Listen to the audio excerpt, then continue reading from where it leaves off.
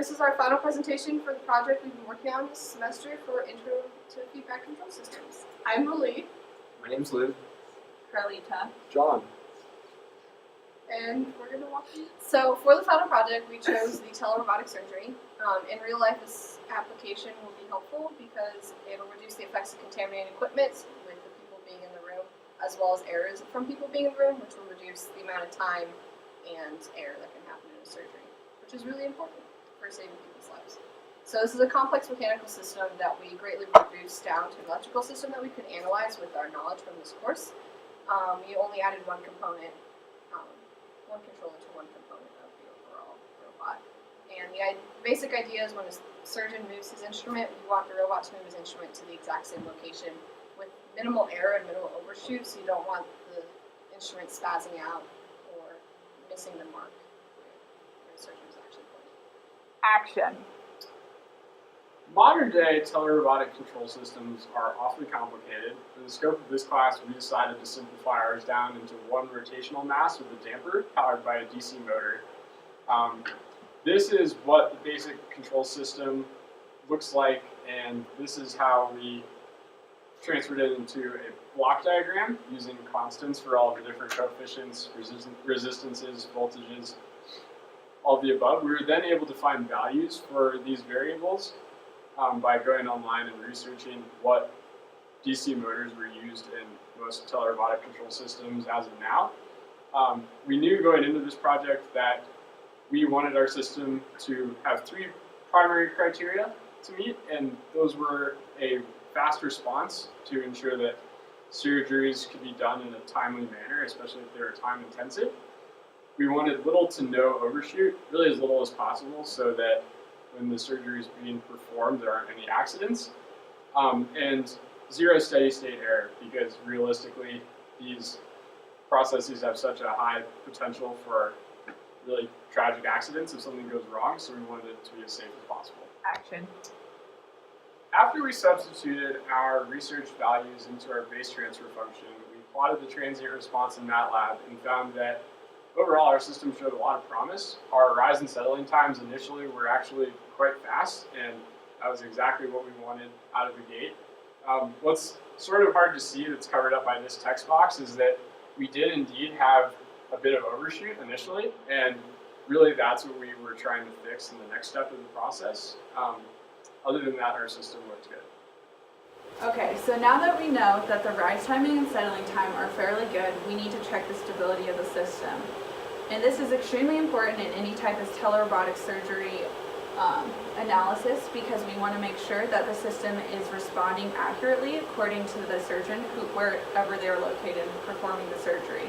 So our first stability test, we use the Ruth-Hurwitz analysis, and as you can see upon calculations that all of these values are positive except for the last one, which gives us a 0 because of the constant in our denominator of the transfer function.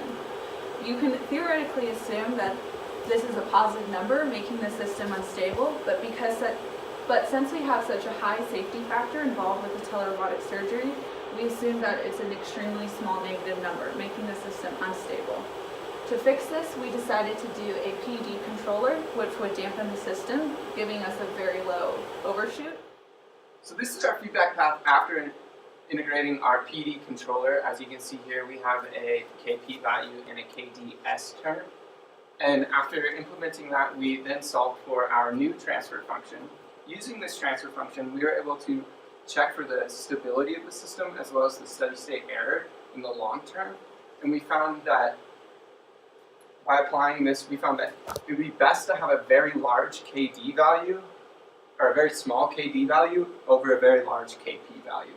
This would make the term closer to 0, leading to an overall ideal steady state error.